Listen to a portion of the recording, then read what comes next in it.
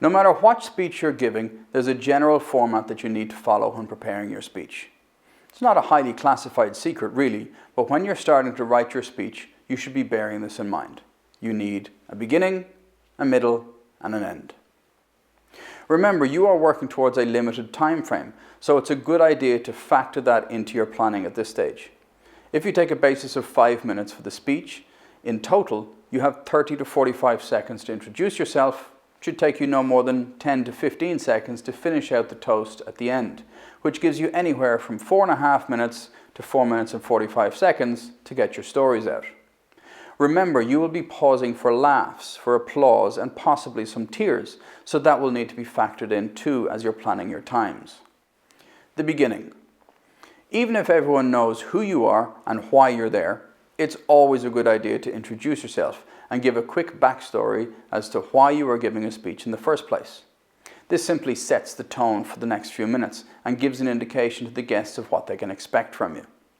It's also worth bearing in mind you might not be known properly to some of the people in the room, be they partners of guests or relatives from the other side of the family, so this takes care of that very quickly from the outset.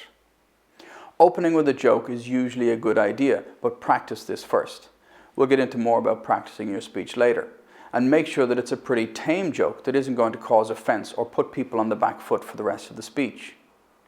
This really should be 30 to 45 seconds, brief and to the point.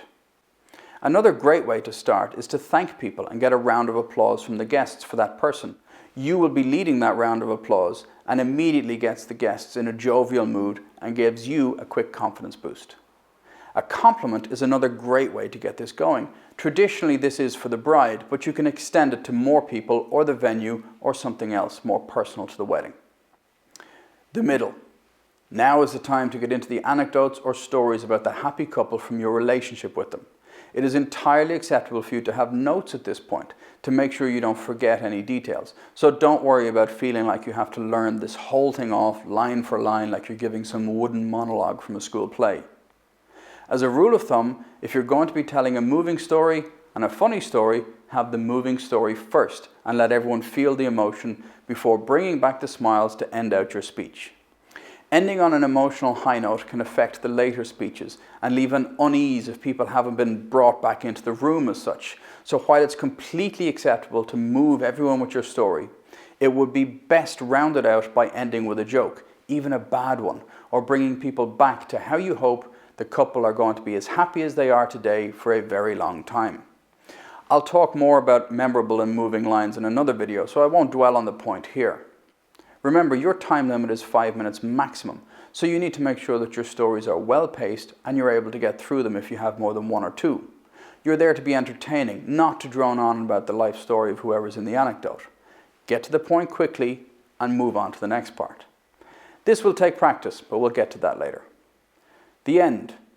Even if there are a lot of speeches in the wedding, if everyone is keeping to time, generally the guests don't mind standing and toasting at the end of every speech. So there's no harm in ending your speech with a personal and heartfelt blessing or wish for the future and ask the guests to be upstanding and raise a glass to the happy couple. Generally, the main focus of each speech should be to end with a feeling of "I love you" or "I'm very proud of you." If you're not comfortable with that kind of toast, you can always focus on "I'm very happy for you and I wish you all the best." While you may have had notes for the stories, this closing bit should be practiced to perfection. It's only a few lines and will have far more impact if you're able to drop the notes, quickly look at the couple and give them your blessings, look out at the guests and raise your own glass as you ask them to join you in toasting the bride and groom.